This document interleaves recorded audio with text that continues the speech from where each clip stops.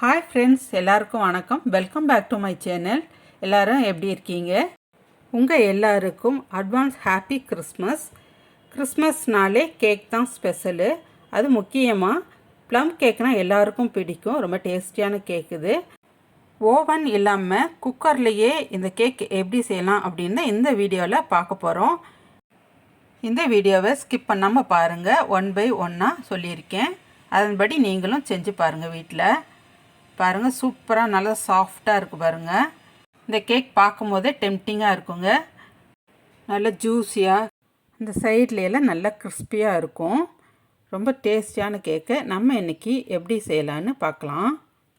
நம்ம இதுக்கு தேவையான பொருட்களெல்லாம் முதல்ல எல்லாம் ரெடி பண்ணி வச்சுருங்க. அப்புறமேட்டு ஸ்டார்ட் பண்ணிக்கிறலாம். இப்போ நான் எடுத்து வச்சுருக்க பொருளை ஒவ்வொன்றா சொல்லிடுறேன். பட்டை, கிராம்பு, ஏலக்காய் எடுத்து வச்சுருக்கேன். ஜீனியோடு போட்டு இதெல்லாம் அரைச்சிக்கிறணும். அடுத்ததான் செரி எடுத்திருக்கேன்.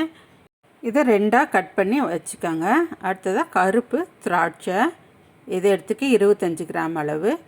மஞ்சள் திராட்சை, அதுவும் 25 கிராம் அளவு எடுத்திருக்கேன். முந்திரி பருப்பு, பாதாம், இதையும் 2ஆக கட் பண்ணி வச்சுக்கோங்க. டியூட்டி ஃப்ரூட்டி எடுத்து வச்சுருக்காங்க தேவையான அளவுக்கு. 2 முட்டை ஃப்ரிட்ஜிலேருந்து முதல்ல எடுத்து வச்சுருங்க. மைதா மாவு அளவு 200 கிராம் அளவுக்கு. நாட்டு சக்கரை 2 ஸ்பூன் அளவு எடுத்துக்கோங்க. சீனி 100 கிராம் அளவு எடுத்துக்கோங்க. பட்டர், அன்சால்ட் பட்டர் எடுத்துக்கோங்க. 100 கிராம் அளவுக்கு எடுத்து வச்சுருக்கேன். ரூம் டெம்பரேச்சர் அளவுக்கு வச்சுக்கோங்க. இது பட்டர் ஷீட்டு, இதையும் எடுத்து வச்சுருக்காங்க. ரவுண்டாக எந்த ஷேப் வேணுமோ அந்த அளவுக்கு கட் பண்ணி ரெடி பண்ணி வச்சுக்கோங்க. அடுத்ததாக ஆரஞ்சு ஜூஸு ரெடிமேடாக வாங்கி வச்சுருக்கேன். ஆரஞ்சு ஜூஸு அது 1 கப் அளவுக்கு எடுத்து வச்சுக்கோங்க. முந்திரியும் பாதாமையும் உடச்சி வச்சுருங்க. இப்படி பொடியாக, ரொம்ப பொடியாக கட் பண்ணிடாதீங்க. அடுத்ததாக வெண்ணிலா எசன்ஸ் எடுத்திருக்கேன். உங்களுக்கு என்ன ஃப்ளேவர் வேணுமோ அந்த ஃப்ளேவருக்கு எசன்ஸு எடுத்துக்கோங்க. இப்போ 1 சிட்டிகை அளவுக்கு உப்பு, பேக்கிங் பவுடர், பேக்கிங் சோடா எடுத்துக்கோங்க. Baking powder 1/2 spoon, baking soda 1/4 spoon எடுத்துக்கோங்க. இப்போ நம்ம கேக் செய்ய பேட்டர் ரெடி பண்ணிக்கிறலாம். முதல்ல ஸ்டவ்வை ஆன் பண்ணிக்கோங்க. இப்போ நம்ம நட்ஸு, ஃப்ரூட்ஸ் எல்லாம் போட்டு, ட்ரை இன்க்ரீடியன்ஸ் எல்லாம் போட்டு ஆரஞ்சு ஜூஸில் வேக வச்சு எடுத்துக்கிறலாம். இப்போ ஒன்று ஒன்றா நான் இதில் சேர்த்துக்கிறேன். டூட்டி ஃப்ரூட்டி அடுத்து சேர்த்துக்கோங்க. உங்களுக்கு தேவையான அளவுக்கு சேர்த்துக்கிறலாம். கலரும் உங்கள் விருப்பம்தான். அடுத்ததாக செரி சேர்த்துக்கோங்க. 2 கட் பண்ணி சேர்த்துக்கோங்க. இல்லாட்டி முழுசாக கூட நீங்கள் போட்டுக்கரலாம் இதில். இப்போ இதில் நம்ம ஆரஞ்சு ஜூஸை ஆட் பண்ண போகிறோம். 1 கப் அளவுக்கு எடுத்திருக்கேன். உங்கள்கிட்ட ஃப்ரெஷ்ஷாக ஆரஞ்சு இருந்தால் கூட புழிஞ்சு ஜூஸ் எடுத்து 1 கப் அளவுக்கு எடுத்துக்கோங்க. இப்போ இதில் ஊற்றிக்கிறேன். ஊற்றிட்டு கொஞ்சம் நேரம் நல்லா வேக விட்டுருங்க. இதுலேயே வெறும் கருப்பு திராட்சையும் ட்ரை நட்ஸும் போட்டு கூட ப்ளம் கேக் செய்யலாங்க. அதுவும் டேஸ்ட்டாக இருக்கும். 1 கப் அளவுக்கு சீனி எடுத்திருக்கேன். 1/2 கப் அளவுக்கு கேரமல் செய்ய எடுத்துக்கோங்க. மீதி இருக்கிறதுல பட்டை, கிராம்பு, ஏலக்காய் போட்டு மிக்சியில் அரைச்சி வச்சுக்கோங்க நைஸாக. இந்த ஃப்ரூட்ஸ் நட்ஸ் எல்லாம் நல்லா ஊறி வெந்து வந்துடுச்சு. ஸ்டவ் ஆஃப் பண்ணிடுங்க. இப்போ கேரமல் செய்கிறதுக்கு ஜீனி எடுத்திருக்கேன். ஒரு பாத்திரத்தில் அதை போட்டுக்கோங்க. தண்ணி எதுவும் விடாமல் கிளறி விடுங்க. நல்லா ப்ரௌனாக வரணும். பாத்திரத்துலேயே ஒட்டிக்கும், இருந்தாலும் பரவாயில்ல, தண்ணி ஊற்றக்கூடாது. முதல்ல கொஞ்சம் ஹாட் வாட்டர் பக்கத்தில் வச்சுக்கோங்க. இப்போ நல்லா ப்ரௌன் ஆயிடுச்சு பாருங்கள். தண்ணி ஊற்றாமையே கிளறி இருந்தேன். இப்போ இதில் தள்ளி நின்று கொஞ்சமாக சுடு தண்ணி இதில் ஆட் பண்ணிக்கோங்க. பச்சை தண்ணி ஆட் பண்ணாதீங்க. ரொம்ப ப்ரௌன் ஆகிற அளவுக்கு விட்டுறாதீங்க, கசப்பு எடுத்துரும். இப்போ தண்ணி ஆட் பண்ணிக்கிறேன் கொஞ்சமாக. இப்போ ஊற்றிட்டு நல்லா கிளறி விட்டுருங்க. இந்தளவு வந்தோடனே ஸ்டவ் ஆஃப் பண்ணிடுங்க. இப்போ ஒரு அடிகனமான பாத்திரம் எடுத்துக்கோங்க. நான் குக்கரை தான் எடுத்திருக்கேன். ஸ்டவ் ஆன் பண்ணி ப்ரீ ஹீட் பண்ணி வச்சுக்கோங்க. உப்பு எடுத்து நல்லா பரப்பி வச்சுருங்க உள்ளுக்குள்ளே. நான் ஏற்கனவே பேக் பண்ண இந்த உப்பு தான் போட்டிருக்கேன். இப்போ இது நல்லா ஆறிடுச்சு.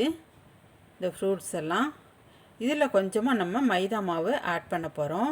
ஒரு 2 ஸ்பூன் அளவுக்கு. 6 வாட்டி போடுங்க. ஆறிட்டு கீழேருந்து மேலே வரைக்கும் நல்லா மிக்ஸ் பண்ணி விட்டுருங்க. மிக்ஸ் பண்ணிவிட்டு இதை ஓரமாக எடுத்து வச்சுருங்க. இப்போ கேக் வேக வைக்கிறதுக்கு பாத்திரத்தை ரெடி பண்ணிக்கோங்க. ஒரு பட்டர் ஷீட் எடுத்து ரவுண்டாக கட் பண்ணி நல்லா பட்டரை பாத்திரத்து அடியிலையும் தடவிட்டு மேலே பேப்பர் மேலேயும் நல்லா தடவிட்டு முதல்ல ரெடி பண்ணி வச்சுக்கோங்க. இப்போ நல்லா ஹீட் ஆகியிருக்குங்கள, ஸ்லோ ஃப்ளேமில் தான் வச்சுருக்கேன் குக்கரை. அதுக்குள்ளார ஒரு ஸ்டாண்டு இந்த மாதிரி வச்சுக்கோங்க. வச்சு ஒரு மூடி போட்டு வச்சுருங்க. இதுக்கப்புறமா நம்ம கேக்கு ரெடி பண்ண போகிறோம் பேட்டரை. இப்போ ஒரு அகலமான பாத்திரம் எடுத்துக்கோங்க. அதில் அன்சால்ட் பட்டரு ரூம் டெம்பரேச்சரில் இருக்கிற மாதிரி வச்சுட்டு அதில் சேர்த்துக்கோங்க. இதை நல்லா மிக்ஸ் பண்ணிக்கிறலாம்.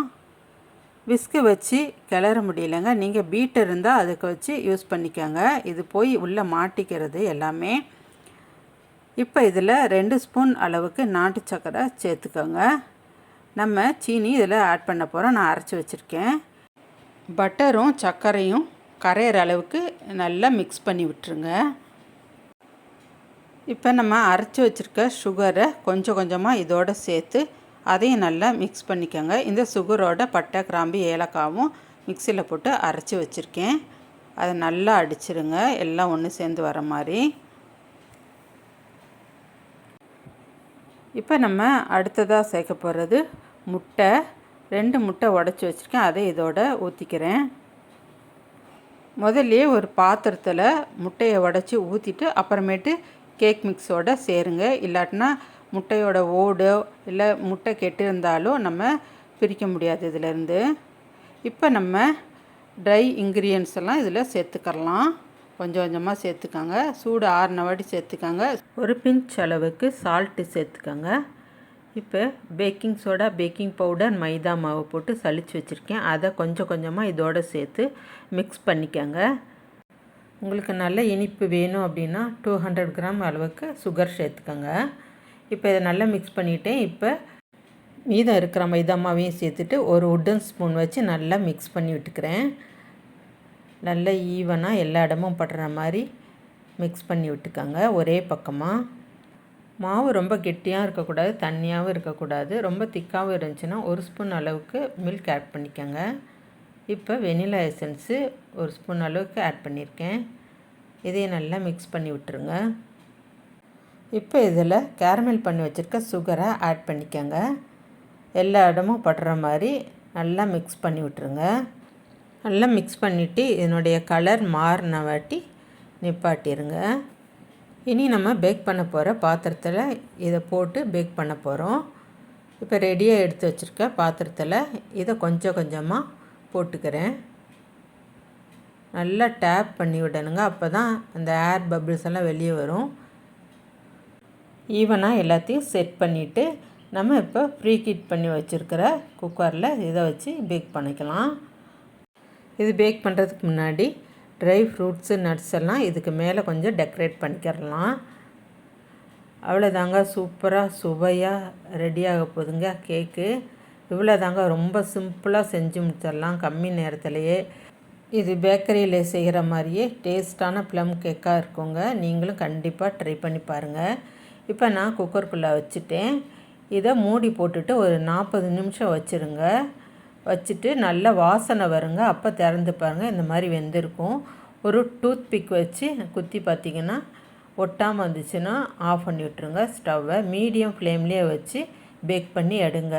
பாருங்கள், நாங்கள் குத்தி காமிக்கிறேன். இப்போ நல்லா வெந்திருக்கு, எதுவுமே ஒட்டலை பாருங்கள். குக்கர் மூடி போட்டுட்டு விசில் போடக்கூடாதுங்க. கேஸ் கட் மட்டும் போட்டு மூடி வைங்க. கேக் நல்லா பேக் பண்ணி எடுத்துட்டு ஆற வச்சுருங்க. ஆற வச்சுட்டு தான் அப்புறம் தாங்க கட் பண்ணணும். சூட்டோடு கட் பண்ணக்கூடாது. இப்போ வேறு பிளேட்டுக்கு நான் மாற்றிக்கிறேன். இப்போ மேலே இருக்க பாத்திரத்தை மெதுவாக எடுங்க. நல்லா வெந்து சூப்பராக வந்திருக்குங்க. பாருங்கள், ரொம்ப அழகாக இருக்குது பார்க்கவே. டேஸ்ட்டும் நல்லாயிருக்கும் இந்த கேக்கு. கண்டிப்பாக நீங்களும் ட்ரை பண்ணி பாருங்கள். இப்போ நம்ம இந்த பட்டர் ஷீட்டை மெதுவாக ஒவ்வொன்றா எடுத்துடலாம். அதில் சைடில் உள்ள பட்டர் ஷீட்டெல்லாம் எடுத்துடுங்க. இதே மாதிரியே மேலே உள்ள பட்டர் ஷீட்டையும் மெதுவாக எடுத்து விட்டுருங்க. பாருங்கள், சூப்பராக ரெடி ஆயிடுச்சு கேக்கு. ப்ளம் கேக்கு நல்லா ஸ்பான்ச்சியாக இருக்குது. திருப்பி வச்சிடலாம். இந்த டெக்கரேட் பண்ணதெல்லாம் அழகாக இருக்குது பாருங்கள். கிறிஸ்மஸ் கேக் ரெடி ஆயிடுச்சுங்க. இதே மாதிரி நீங்களும் உங்கள் வீட்டில் ட்ரை பண்ணி பார்த்துட்டு எப்படி இருக்குன்னு கமெண்ட் பண்ணுங்கள். தேங்க்ஸ் ஃபார் வாட்சிங்.